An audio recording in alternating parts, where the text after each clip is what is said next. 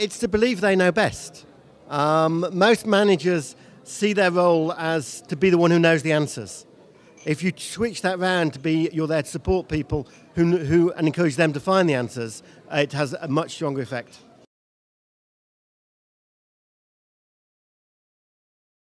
Well, I run a training business, so I'm a little bit biased. And I think you can do amazing things in developing people, but there is some truth in that belief. If you take a group of managers and ask them, do you like the people bit or do you prefer the technical bit? A lot of them would say, I prefer the some of them will say, I love the people part, that's what motivates me, that's what gets me up in the morning. But some will say, I just don't want to do that bit. And actually, if somebody's really motivated to learn, yes, they can learn. But if somebody really doesn't want to be doing it, you're best finding them something else to do.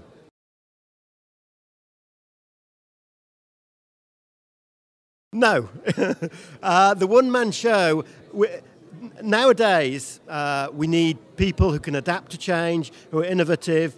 We need to move away from one brain telling 10 pairs of hands what to do to 10 brains and 10 pairs of hands. If you've got all everybody's brains activated and actively engaged, you'll be able to innovate, to change, to develop new products much quicker.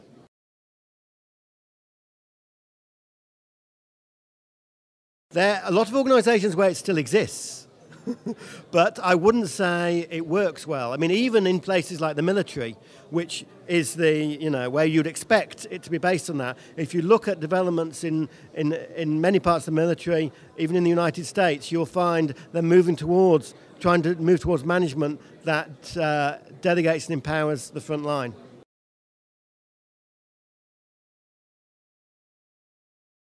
A powerful manager is a confident manager who isn't worried about their own ego. A powerful manager is somebody who can step back and get out of the way and leave it to their people. I believe that people work best when they feel good about themselves.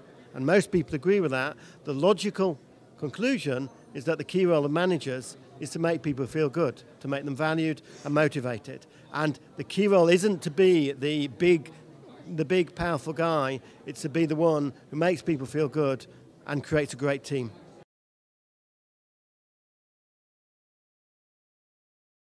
What we've found and what most researchers found is that the main motivating factor for employees is not money. At Happy, many people take a cut in salary to join us.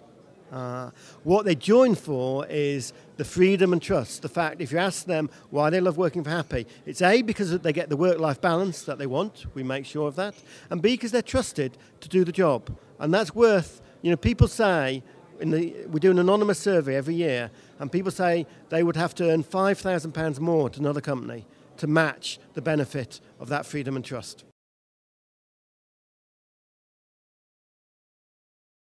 Well, the other advantages are to be able to have the balance of life that you want, to have the freedom to do the job in the way you want, to be supported and developed so that you can take on more responsibility. All these kinds of things we find are much more important to people than the paycheck. People deserve to be paid fairly, absolutely.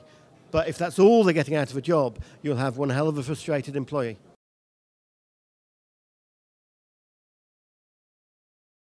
There's a couple of ways to react to crisis. One is to cut everything, even if it affects the long-term development of the company. The other is to see it as an opportunity to take more market share, to grow and develop your people. And the companies that succeed in the long term are those that take that long-term view.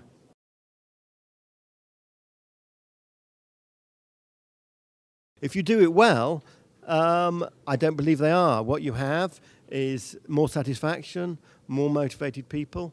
Your company will succeed not because of you, but because of your people. If you keep that always at the focus of your mind, you cannot succeed on behalf of everybody. Your company will succeed or fail based on the performance of all your people. And so you've got to be motivating and valuing all of your people.